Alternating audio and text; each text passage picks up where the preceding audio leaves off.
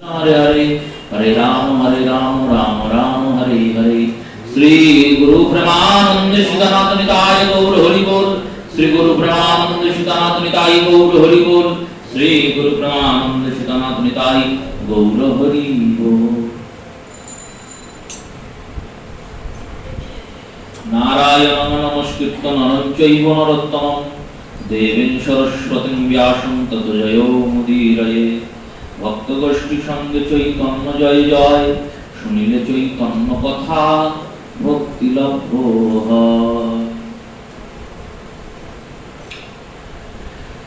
क्रीडा शरं कनक पंकज कुटुमालय सानंद पूर्ण रसकल्प तरु फलाय तस्मै नमो भुवन मोहन मोहनाय श्री राधिके तव नवस्तन मंडलाय। कलिपावन अवतार राधा कृष्ण मिलित तनु श्री श्री श्रीमन महाप्रभुर कृपाधन्य गण्य प्रबोधानंद सरस्वती श्रीपाद विरचित श्री श्री राधा रससुधानी नामक जे दिव्य ग्रंथेर रसास्वादन যুগল অনুকম্পায় আমরা করে চলেছি তার সূচনা করছি। শ্লোকে শ্রীপাদ বললেন, হে রাধিকে বিহার সরোবরের কনক কমল কৌরতুল্য সানন্দপূর্ণ রসকল্প তরুর ফলস্বরূপ ভুবন মোহন শ্যাম সুন্দর কেউ মোহনকারী তোমার সেই নবস্তন মণ্ডলকে আমি বারংবার প্রণাম করি। শ্রীপাদের মঞ্জুরি স্বরূপে কিশোরীজির দাসত্বের অনুভাব অনুধাবন এবং চিন্তনের উপমা পরীক্ষার সুন্দর পরিস্ফুটন শ্লোকের মাধ্যমে শ্রীপাদ করছেন। পূর্বদিনও শ্রীপাদ প্রবোধানন্দ তার শ্লোকগুলিতে শ্রীমতীর এই স্তনমণ্ডলকে বারংবার স্মরণ করেছেন। প্রশ্ন জাগতে পারে, এই রসশাস্ত্রের এই সমস্ত কথাগুলি ভাগবতের আসরে বলা কি সমীচীন? এই বিষয়ে ডক্টর মহানামব্রত ব্রহ্মচারী তিনি যখন শিকাগোতে গিয়েছিলেন তখন এক সাহেব তাকে প্রশ্ন করেছিলেন, সাংবাদিক, আপনারা যে শাস্ত্রের কথা বলেন, যে ধর্মের কথা বলেন, সেই ধর্মে একজন দেবী আছেন, তার নাম কালিকা, মা কালী। এই কালিকা তিনি সম্পূর্ণ নগ্না, উলঙ্গিনী, উলঙ্গিনী হয়ে পতির উপর দাঁড়িয়ে আছে। আর এই রকম অশ্লীল দেবী তার পূজা আপনারা করছেন এবং জগৎকে করাচ্ছেন, প্রচার প্রসার করছেন, এগুলো কি ঠিক? এই বিষয়ে তিনি তার মতামতটি সুন্দরভাবে ব্যক্ত করেছিলেন। বলেছিলেন, দেখুন, এই কালিকা হচ্ছেন প্রকৃতি স্বরূপা, আর প্রকৃতা স্বরূপা হওয়ার জন্য তিনি নিত্য প্রসবিতা। প্রকৃতি নিত্য প্রসব করছে, নিত্য নিরন্তর সৃষ্টি কার্য প্রকৃতির ধর্ম। প্রত্যেক সেকেন্ডে সেকেন্ডে, মিলি সেকেন্ডে, মাইক্রো সেকেন্ডে কোনো না কোনো জীব উৎপন্ন হচ্ছে প্রকৃতিতে। আর সেই প্রকৃতির সৃজন যখন নিত্য নিরন্তর হচ্ছে, তখন সেই নিত্য নিরন্তর হওয়ার জন্য মা কালিকা বসন করেন না, তিনি দিককেই, অম্বরকেই বসন করে ধারণ করেছেন। এর আরো একটা কারণ আছে। এগুলো কি কারণ? না, তার প্রতি তিনিও দিগবসন ধারণ করেন। মহাদেব তিনি দিগম্বর রূপে বিচরণ করেন। দিগম্বর মানে নগ্ন, দিককেই যিনি বসন করেছেন তিনি দিগম্বর। এই মহাদেব দিগম্বর রূপে বসন পরিধান করেন, যার নামানন্দে শিব বসন না জানেন। পতি যেমন পত্নীও তেমনই হবে, যেমন ভৈরব হবে তেমনই ভৈরবী হবে, সেই কারণেও তিনি নগ্ন। আর এই তার যে স্তনমণ্ডল, এই স্তনমণ্ডল মাতৃত্বের প্রতীক। আমরা তাকে মা রূপে পূজা করি। আর মাতৃত্বের সর্বোত্তম পরাকাষ্ঠা সন্তানকে স্তনপান করানো। এটা যদি অশ্লীল হয় তাহলে তো জগৎটাই থাকবে না। এই মাতৃ রূপী কালিকা তিনি প্রকৃতি রূপী হয়ে স্তনের দুগ্ধের দ্বারা মা যেমন শিশুকে লালন পালন করে, তেমনি তিনি প্রকৃতি রূপে আনন্দের সঞ্চার করে গোটা জগৎবাসীকে কৃষ্ণের প্রেমানন্দ প্রদান করছেন, তাই তিনি দিগম্বর। তেমনি শ্রীমতীর যে রূপের বর্ণনা শ্রীপাদ দর্শন করাচ্ছেন, এখানে শ্রীমতী রাধারানী কিশোরী আর শ্রী গোবিন্দ কিশোর, গোবিন্দ নায়ক, শ্রীমতী নায়িকা। তাই নায়িকার যখন রূপ বর্ণনা হবে, সেখানে প্রত্যেকটা অঙ্গের প্রত্যঙ্গেরই বর্ণনা হবে। কিন্তু বর্ণনাটির সঙ্গে যে তুলনাগুলি দিচ্ছেন, সেই তুলনাগুলিকে অনুকম্পন করতে হবে, চিন্তন করতে হবে। এই তুলনাগুলি যদি কদর্য হয় সেটি গ্রহণীয় নয়। কিন্তু কদর্য তুলনা তো দিচ্ছেন না, সৌন্দর্যের তুলনা। অভিসারিকা নায়িকা স্বরূপে শ্রীমতী রাধারানী তিনি গিয়েছেন যমুনাতে স্নান করতে, আর গোবিন্দ কদম্বের ডালে বসেছিলেন, তিনি রাধারানীর এই স্নান দর্শন করেছেন। দর্শন করার পর সুবল এসেছেন, সুবলকে বলছেন, সুবল বলছেন তুমি এতই লম্পট হয়ে গেছো যে নারী জাতি সে স্নান করে আর তুমি গিয়ে তা দর্শন করছো। গোবিন্দ বললেন, না, আমি সবার স্নান তো দর্শন করিনি, আমি শ্রীমতী রাধারানীর স্নান দর্শন করেছি। তাও দর্শন করবো এই মনোভাব নিয়ে গিয়ে দর্শন করি নাই। আমি কদম্বের ডালে বসে মনের আনন্দে বাঁশি বাজাচ্ছিলাম, সেই সময় তিনিও কাকতালীয় ভাবে এসেছেন যমুনায় স্নান করতে। যমুনায় স্নান করতে এসেছেন, তার রূপমাধুরী দর্শন করলাম। সুন্দর বস্তুকে দর্শন করা কি অপরাধ? সুবল বলছেন, কি দেখলে শুনি? বলছেন, যখন শ্রীমতী রাধারানী স্নান করার পর কেশরাশিকে মুখ থেকে অপসারণ করছেন, কেশবেণীকে খুলে তো যমুনায় ডুব দিয়েছেন। কেশবেণীকে যমুনায় ডুব দেওয়ার পর যখন যমুনা থেকে উঠেছেন, তখন ওই কেশরাশিতে জলে ভিজে গেছে চুল। এবার সেই চুলগুলোকে মাথা থেকে মুখ থেকে সরাচ্ছেন রাধারানী। আর সেই চুলগুলো যখন সরে যাচ্ছে, তখন গোবিন্দ বলছেন, আমি কি দেখলাম জানিস সখা? কি দেখলে? আমি দেখলাম যখন রাধারানী তার মুখমণ্ডল থেকে কেশরাশিকে সরাচ্ছেন, তখন দেখে মনে হচ্ছে যেন চন্দ্রে গ্রহণ লেগেছিল, আর গ্রহণটা দূর হয়ে গেল, আর পূর্ণ চন্দ্রের উদয় হয়ে গেল। এইরকম তুলনা গোবিন্দ ছাড়া কেউ দিতে পারবে?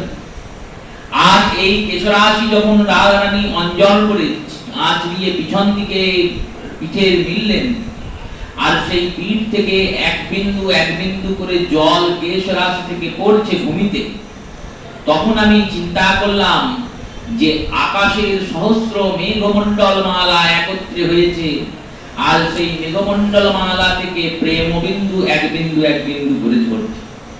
কারণ এনার যে অঙ্গ প্রত্যঙ্গ, এটা তো প্রেম দিয়ে তৈরি।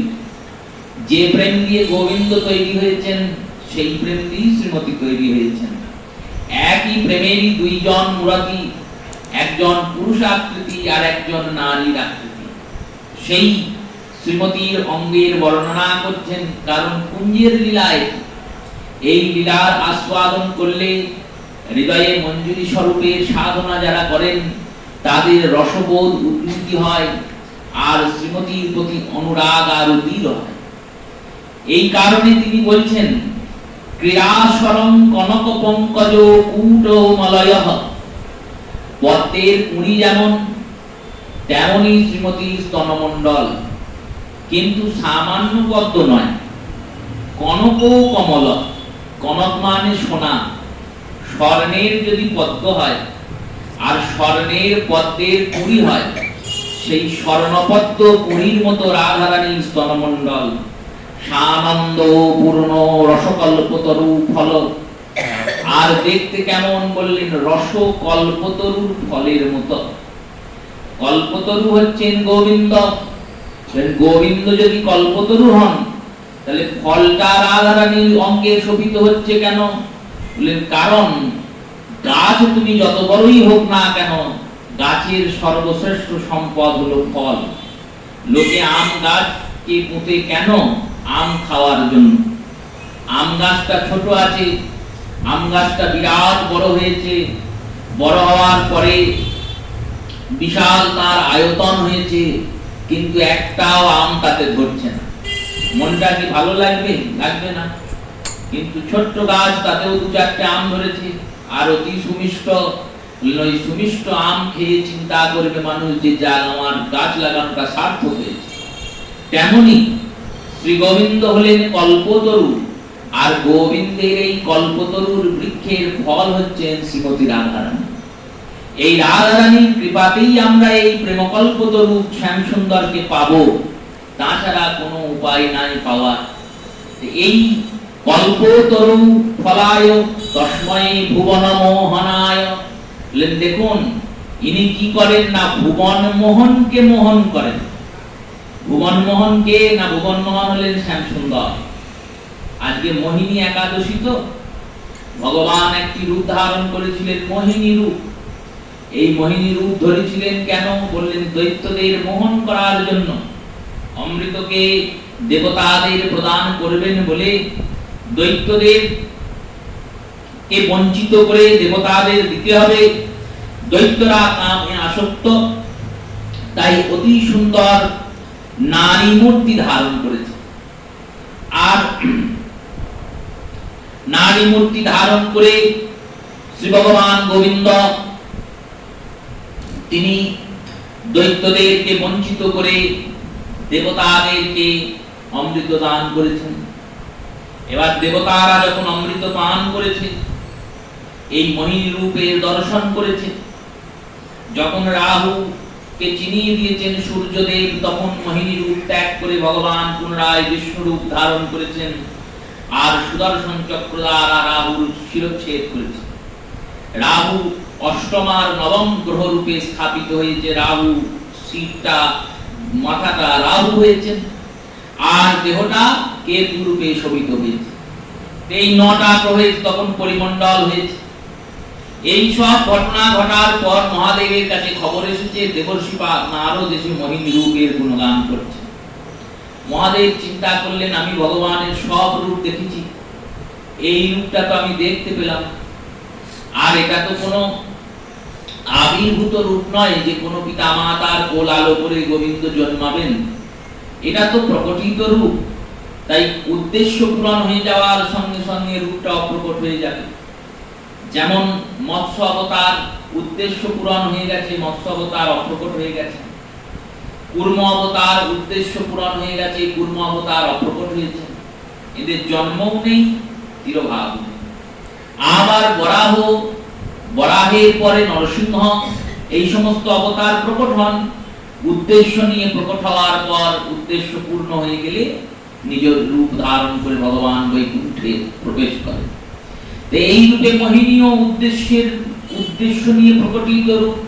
ভগবান মোহিনী রূপ ধরেছেন, দৈত্যদেরকে ছলনা করে দেবতাদের অমৃত ভক্ষণ করিয়ে দিয়েছেন, আবার নিজ মূর্তি ধারণ করে বৈকুণ্ঠে চলে গিয়েছেন। মহাদেব চিন্তা করছেন, যদি আমি একবার মোহিনী রূপ দেখতে পারতাম। তিনি ভগবানকে গিয়ে প্রার্থনা করলেন। ভগবান শ্রীহরিকে গিয়ে বলছেন, প্রভু যদি তোমার ওই সুন্দর মোহিনী রূপটা আমি একবার দেখতে পারতাম। ভগবান বললেন, ওই রূপটা না দেখাই ভালো। কেন? বললেন ওই রূপটা ভুবন মোহনকারী রূপ। মোহিনী, যিনি সবাইকে মোহের মধ্যে ফেলে দেন, তিনি তো মোহিনী। যার রূপ এমন যে দৈত্যরা পর্যন্ত, যারা এত বড় বড় বীর, সেই বীর ব্যক্তিরাও একবারে মোহিনীর রূপে পাগল হয়ে যায়। এই রূপ না দেখাই ভালো। মহাদেব বললেন কেন? বললেন এই রূপের মধ্যে মোহ আছে, মোহিনী, আর এই মোহিনীর আসক্তি এমন যে আপনিও আসক্ত হয়ে পড়তে পারেন। মহাদেব বললেন আমিও আসক্ত হয়ে পড়তে পারি না? তা হোক, আমি যদি আসক্ত হয়ে পড়িও তাহলে আমাকে বের করার দায়িত্ব তো তোমার, কারণ আমি তো তোমার ভক্ত। আর তোমার ভক্তদের একটা সুবিধা আছে, অন্যান্য দেবদেবীর ভজনের সঙ্গে কৃষ্ণ ভজনের একটা সুবিধা আছে।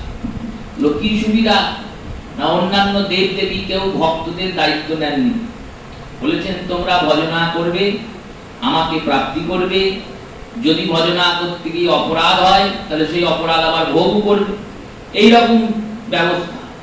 কিন্তু ভগবান গীতাতে বলেছেন দেখো, নমে ভক্তা প্রণিষ্যন্তি, আমার ভক্তের কখনো পতন হবে। কেন? বলেন যদি পড়ে যায় তাহলে আমি কে ধরবো? ভাগবতেও এটা বলা আছে।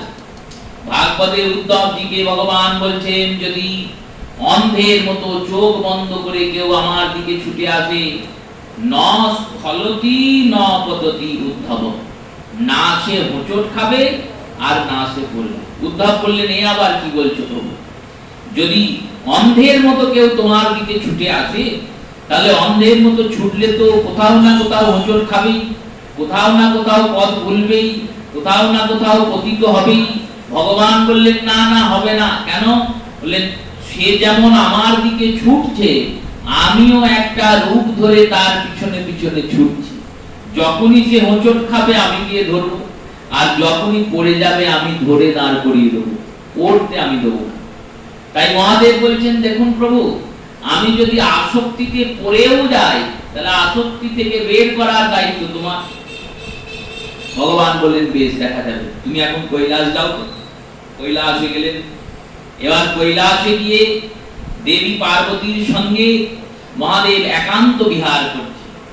দেবী পার্বতীকে বসিয়েছেন নিজ অঙ্কে করে, কোলে বসিয়ে দেবীর বেণীগুণ্ঠন করছেন মহাদেব। আর ওদিকে ভগবান বললেন এইবার দেখি মোহিনী রূপের মাহাত্ম্য দেখায়।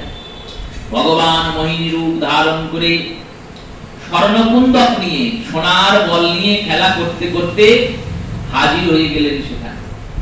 দূরে খেলছেন আর স্বর্ণকুণ্ডককে লুটছেন। ভগবানের শ্রীঅঙ্গ থেকে পদ্মের সুন্দর গন্ধ উৎপত্ত হয়ে মহাদেবের নাসিকায় এসে আবৃত হচ্ছে। এবার যেই গন্ধটা পেয়েছেন, যেদিক থেকে গন্ধ আসছে চোখটা সেদিকেই গিয়েছে। আর গিয়েছে যখন দেখছেন একজন অপরূপ সুন্দরী নারী, তিনি স্বর্ণকুণ্ডক নিয়ে খেলা করছেন। আর পবনের মৃদুমন্দ বাতাসে সেই নারীর বক্ষস্থলের অঞ্চলটা একটু সরে গেছে। যেই সরে গেছে মহাদেব আসক্ত হয়ে পড়েছেন ভগবানের রূপ দেখে। আর রূপ থেকে এমনই আসক্ত হয়েছেন দেবী পার্বতীকে কোল থেকে নামিয়ে দিয়েছেন। আর কোল থেকে নামিয়ে ভগবানের পিছনে ছুটেছেন। মোহিনীও ছোটে, মহাদেবও ছোটে। ছুটতে ছুটতে গোটা পৃথিবী ধরে ছুটেছেন।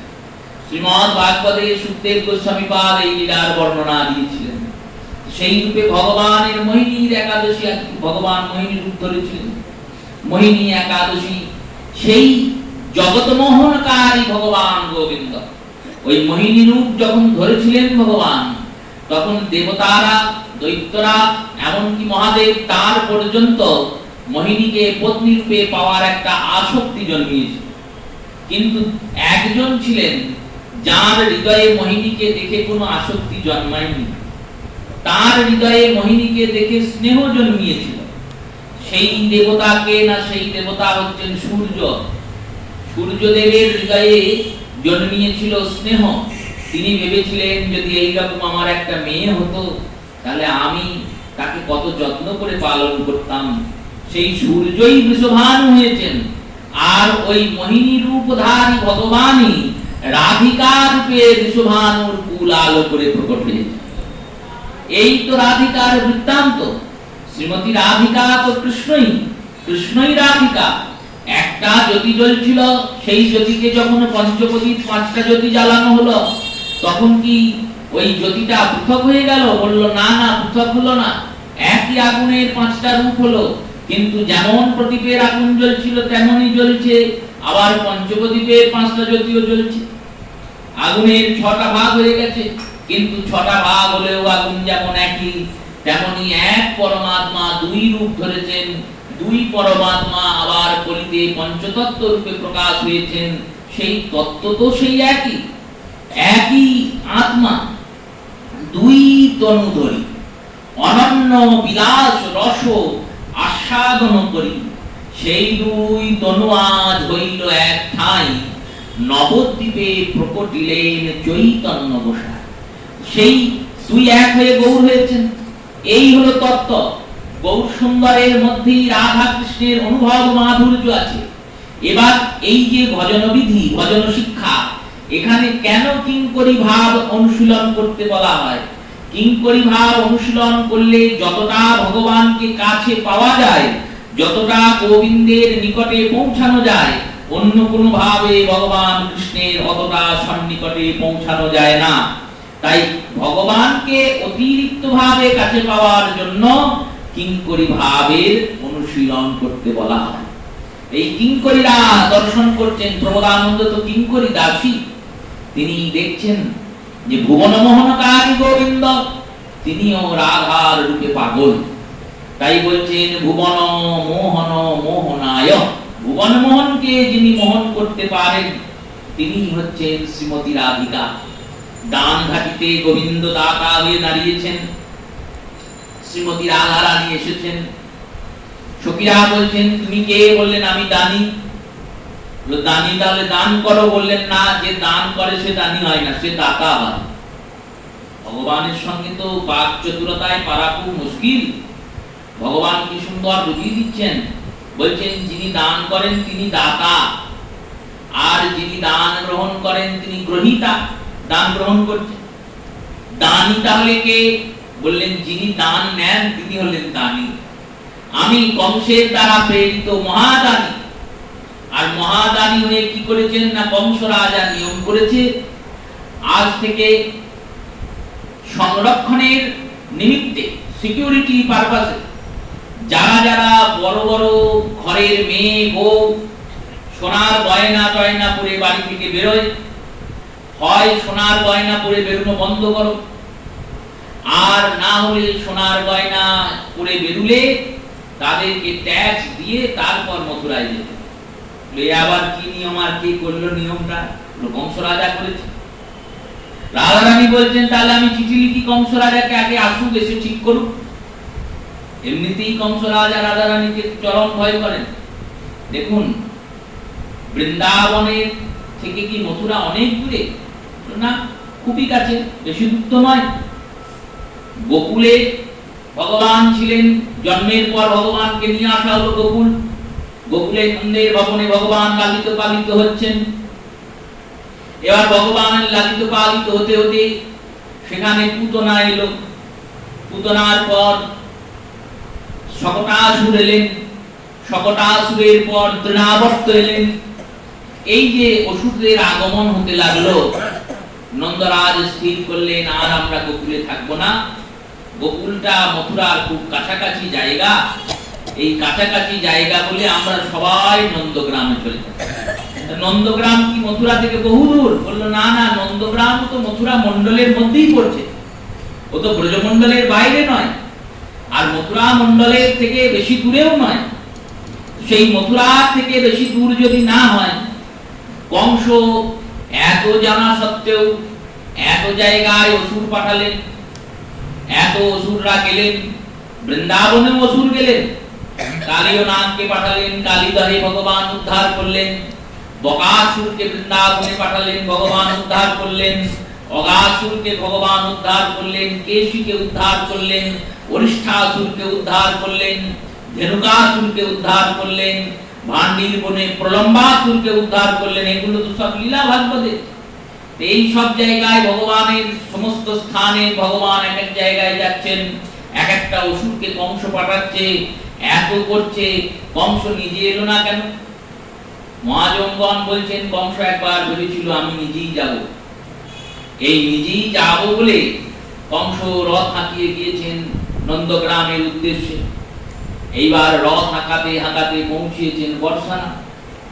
বর্ষানায় যখন পৌঁছিয়েছেন কংসের জল পিপাসা পেয়েছে, আর জল পিপাসা পেয়েছে বলে তিনি গিয়েছেন সরোবরে। গরমের দিন, কংসের খুব গরম লাগছে, মনে মনে ভাবছেন একটা ডুব দিয়েই নি সরোবরে। সরোবরে ডুব দিয়ে গাটাকে শীতল করে তারপরে যাব, গিয়ে কৃষ্ণকে আর কি শেষ করব। এই চিন্তা করে কীর্তিদা সরোবরে, যেখানে কীর্তিদা মা স্নান করেন, শ্রীমতী রাধারানী স্নান করেন, সেই কীর্তিদা সরোবরে গিয়ে কংস ডুব দিয়েছেন। আর যেই না ডুব দিয়েছেন অমনি কংস সখী হয়ে গিয়েছে। সে আর পুরুষই নেই, স্ত্রী হয়ে গিয়েছে। এবার স্ত্রী হয়ে গিয়েছে, দেখছে নিজের দিকে তাকিয়ে গোটা গায়ে শাড়ি অলঙ্কারে ভূষিত, চুড়ি গয়না পরে বসে আছে। কথাও পাল্টিয়ে গিয়েছে, স্বভাব পাল্টিয়ে গিয়েছে। আরে কথা স্বভাব পাল্টিয়েছে, অহংকারটাও পাল্টিয়ে গিয়েছে। পুরুষ অভিমানও আর নেই, নিজেকে স্ত্রী মনে করছে। আর এইরকম মনে করার পর ললিতা সখী আসছিলেন, তিনি দেখেছেন রথ দাঁড়িয়ে আছে আর কংস এরকম হয়ে আছে। কংসকে দেখে ললিতাজি বলছেন, চলো। কোথায়? না তুমি তো আমাদের সখী হয়ে গেছো, তাহলে যে সখীর কাজ করবে। রাধারানীর চরণে নিয়ে গিয়েছেন, আজকে নিয়ে এসছেন। এনার নাম কংসবতী। কংস নাম, তাহলে কংসের নাম মিলিয়ে জুলিয়ে তারা রাখতে হবে। কংসাবতী নাম এনার। এনাকে কি কাজ দেওয়া যায়? রাধারানী বললেন, এক কাজ করো, গোয়ালের যে গোবর তোলার কাজ আছে ওখানে ওকে দিয়ে দাও, ও গোয়ালের গোবর তুলবে। এবার বিশ্বমান রাজার 11 লক্ষ গরু, ওই 11 লক্ষ গরু প্রতিদিন গোবর তুলে কংস আর ঘুটে দেয়। 6 মাস ধরে এই কাজ করেছেন কংস। 6 মাস পরে কংসের যারা মন্ত্রী ছিলেন, চানুর, মুষ্টিকাদি, তারা নিয়ে এসেছেন আর কংসকে নিয়ে গিয়েছেন। যখন কংসের কাছে গিয়েছেন, দেখছেন আমাদের রাজা কোথায় গেল, 6 মাস খুঁজে পাওয়া যাচ্ছে না। খুঁজতে গিয়ে দেখেছেন রথটা আছে, কিন্তু সে কোথায়? এবার রথ আছে মানে কাছাকাছি কোথাও থাকতে পারে। যখন খুঁজতে কোথাও পাননি, দেখেছেন দুর্বাসা ঋষি তপস্যা করছেন ভান্ডির বনে। ঋষির কাছে গিয়েছেন, ঋষি বলছেন, এক কাজ করো গা, বৃষভানুর গোয়ালে চলে যাও। বৃষভানুর গোয়ালে গিয়ে দেখো গা কংস, আর কংস নেই, কংসবতী হয়ে গিয়েছে। আর কংসবতী হয়ে সে ঘুঁটে দিচ্ছে আর গোবর তুলছে। লোকে মহারাজ, তাহলে তাকে আমরা কি করে নিয়ে যাব? বললো, বৃন্দাবনে থাকলে ওইরকমই থাকবে। বর্ষানাথে রাধারানীর কৃপাতে ওই রকম হয়েছে। এই ব্রজমণ্ডলের দিকে কংস যদি আর না আসে যমুনা পার হয়ে, তাহলে ও ওই রকম পুরুষ হয়ে থাকবে। আর যদি একবার যমুনা পার করে পারে আসে, আবার মেয়ে হয়ে যায়। তখন তারা কংসকে নিয়ে গিয়েছেন, ব্রজমণ্ডল পার করেছেন, যমুনা পার করেছেন। কংস পুনরায় তার পুরুষত্ব ফিরে পেয়েছে। সেই থেকে কংস কোনোদিন বৃন্দাবনের দিকে আর মুখ করেনি। এই কারণে কংসের রাজত্বে থাকা সত্ত্বেও কংস যায়নি। ভগবান কি ডেকে পাঠিয়েছেন, তুমি এসো বাবা। কেন? না, রাধারানীর এটাই মহিমা। মহাজনগণ বলছেন, কংসের মতো দুরাচারীকেও যিনি দাসী করে দেন, সে তো ভগবানের ভজনা করেই না, কিন্তু তাকেও দাসত্ব দিয়ে দিয়েছেন যে সেবাতে নিযুক্ত হয়ে যাও।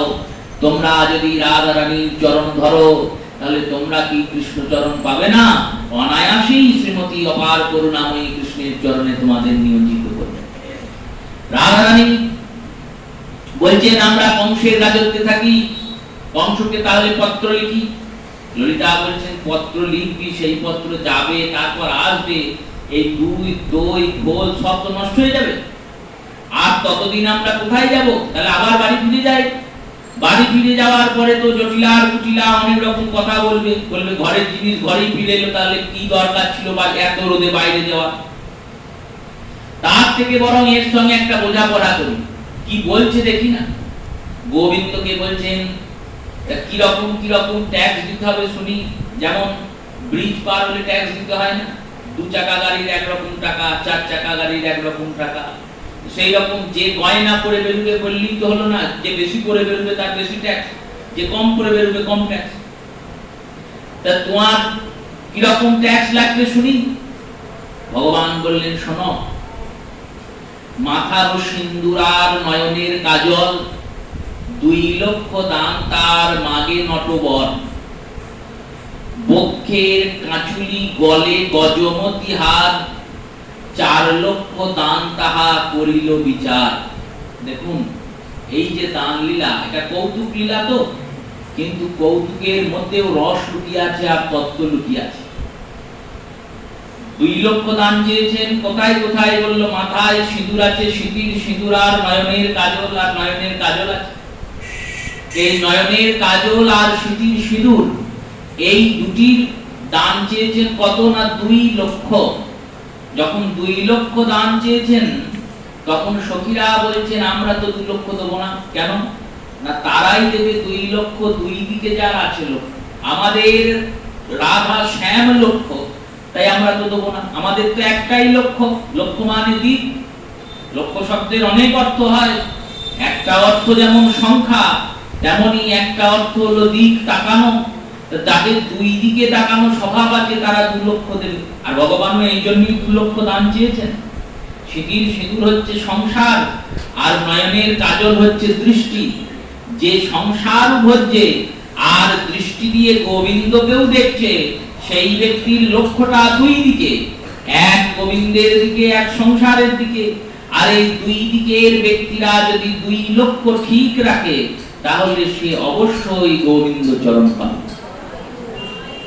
2 দিকের লক্ষ্যটা যদি ঠিক রাখতে পারে, সংসারের ভারসাম্যতা আর কৃষ্ণ ভজনের ভজনতা, এই 2 লক্ষ দান বলেন। 2 লক্ষের পর 4 লক্ষ দান চেয়েছেন, বক্ষের কাঁচুলি গলে গজমতি হার, 4 লক্ষ দান তাহার করিল বিচার। বলেন 4 লক্ষ কেন না 4 দিকে যার লক্ষ্য সেই দেবে 4 লক্ষ। এই 4 দিক কি কি বললেন? ধর্ম, অর্থ, কাম, মোক্ষ। এই চতুর্পুরুষার্থে যাদের লক্ষ্য আছে তারা 4 লক্ষ দেবে। আমাদের তো 4 দিকে লক্ষ্য নেই, আমরা শুধু গোবিন্দের যুগল চরণকেই লক্ষ্য করে বসে আছি, তাই আমরা 4 লক্ষ দেব না। আবার এই 4 লক্ষ দানটি চাইলেন এই বক্ষস্থলে থাকা 2টি বস্তুকে দিয়ে। একটি হলো কাঁচুলি, কাঁচুলি মানে ওড়না, যে ওড়নাটি বক্ষে দেওয়া হয়। আর গজমতি হাত, গজের মাথায় একটা 1 লক্ষ হাতির মধ্যে যে কোনো একটি হাতির মাথার ভিতর একটা মুক্ত থাকে, তাকে গজমতি বলে। ভগবান শ্রী জগন্নাথের একটি লীলা প্রাপ্ত হয়। এক বিরাট ধনী ব্যক্তি গিয়েছেন পুরীতে, আর আনন্দ বাজারে গিয়ে পান্ডাদের বলছেন এই প্রসাদের কত মূল্য। পান্ডারা বলছেন 100 টাকা, 200 টাকা, 500 টাকা, যেমন যেমন মূল্য। বলে এত কম দামি জিনিস দিয়ে আমি গোবিন্দ সেবা করব না। তোমাদের কাছে যদি কোনো দামি জিনিস থাকে যেটা দিতে বেশ অনেক টাকা পয়সা লাগবে, সেই রকম জিনিস যদি তোমাদের গোবিন্দের সেবায় লাগে বলো, আমি ব্যবস্থা করে দিচ্ছি, আমার প্রচুর টাকা।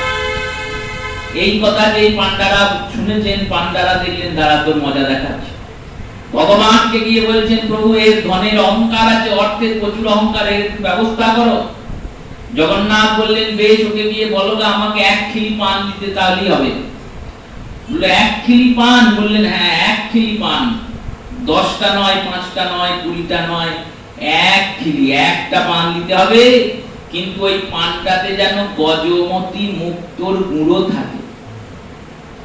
এবার এই গজমতি মুক্তোর গুঁড়ো যুক্ত 1 খিলি পান দিলেই হবে। জগন্নাথ বলেছেন ওইটুকুই উনি নেবেন, তোমার কাছ থেকে তার বেশি নেবেন না, কারণ তার বেশি তুমি দিতেও পারবে না। এই কথা যে শুনেছেন না, তিনি বললেন এ আর কি ব্যাপার। তার যে নায়েব ছিল, গোমস্তা ছিল, টাকা পয়সা হিসাব রাখার লোক ছিল, তাদের বললেন যাও ব্যবস্থা করে নিয়ে এসো। তারা ঘুরতে লাগলেন, গোটা উড়িষ্যা রাজ্য ঘুরে ফিরে এসে বললেন প্রভু পাওয়া যাবে না। কেন না গজমুক্ত তো এমনি পাওয়া যায় না, এ তো সমুদ্রের মুক্ত নয় যে চাষ করে আর পাওয়া যায়। 1 লক্ষ হাতির মধ্যে একটা গজমুক্ত হয়। ওই জন্যই বলে মরা হাতির দাম লাখ টাকা। কেন বললো এই মাথাটা ফাটিয়ে দেখা হয় যদি মুক্ত পায়। তো এই 1 লক্ষ হাতির মধ্যে একটা মুক্ত হয়, তাহলে 1 লক্ষ হাতি কিনতে হবে। তারপর তারা যখন মরবে তারপর মাথাগুলো ফাটিয়ে দেখতে হবে পাওয়া যায় নাকি, তাও কোনো তো নিশ্চয়তা নাই। তো এই একটা গজমুক্তর দাম কত?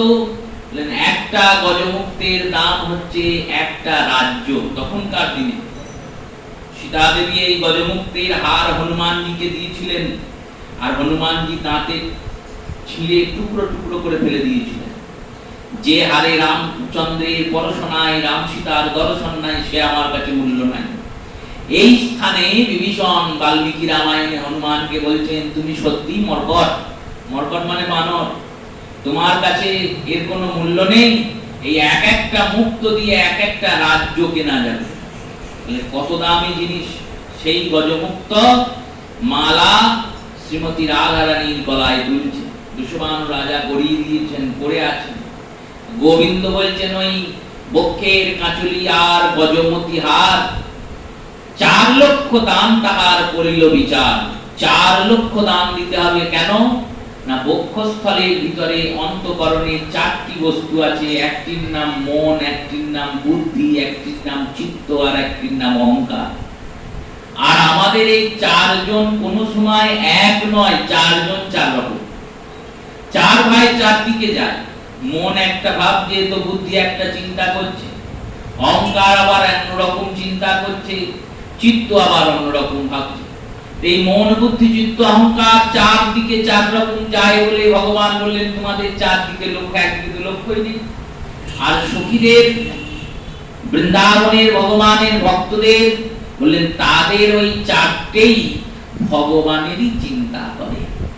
মন দিয়ে তারা কৃষ্ণ চিন্তন করেন, বুদ্ধি দিয়ে কৃষ্ণের সেবার জন্য কি কি করা যায় তার প্রয়াস করেন, চিত্ত দিয়ে ভগবানের লীলাকে চিন্তন করেন, আর অহংকার দিয়ে দাসত্বের অহংকার নিয়ে গোবিন্দ সেবায় লেগে থাকেন। তাই 4 দিকেই 4টিকেই একদিকে লক্ষ্য করেছেন বলে তারা শ্রীমতী রাধা রানীর দাসী হওয়ার সুযোগ পেয়েছেন। এই অন্তঃকরণে যেমন গোবিন্দের প্রেম রাশিকে শ্রীমতী ধারণ করেছেন, তাই সেই অন্তঃকরণটিকে বারবার প্রবোধানন্দ স্মরণ করছেন একটা অভিলাষা নিয়ে। কি অভিলাষা নিয়ে? বললেন, দেখো, যিনি উদার হন, যিনি দাতা হন, সেই উদার দাতার কাছে গিয়ে তার প্রশংসা করলে তিনি প্রশংসায় তুষ্ট হয়ে কিছু না কিছু দান করেন। যত দাতা আছেন সব দাতা তাদের সবকিছু দিতে পারেন, প্রিয় বস্তুকে কেউ দিতে পারে না। কিন্তু রাধারানী এমনই পরম উদারা, তিনি তার সর্বপ্রিয় শ্যাম সুন্দরকে একবারে অতি সুলভ করে দান করেন। তাই রাধারানীর চরণে প্রশংসা করছেন, রাধারানীর ওই অন্তঃকরণের চিন্তন করছেন। কেন? যে রাধারানীর প্রশংসা করে, রাধারানীর বন্দনা করে যদি আমরা শ্যাম সুন্দরকে পাই, তাই ওই যুগল চরণে যাতে গতি হয়, যুগল চরণে মতি হয়, সর্বশেষ ওই যুগল চরণে গতি হয়। এই রূপ বিলাস যুগলের চরণে জানিয়ে প্রত্যেক শ্রোতা মাতা ভক্ত বৈষ্ণব চরণে প্রণাম পূর্বক পদ্মকাল হরিকথা অবসর দিলাম। শ্রী গুরু প্রেমানন্দ শিবানন্দ হরি বল।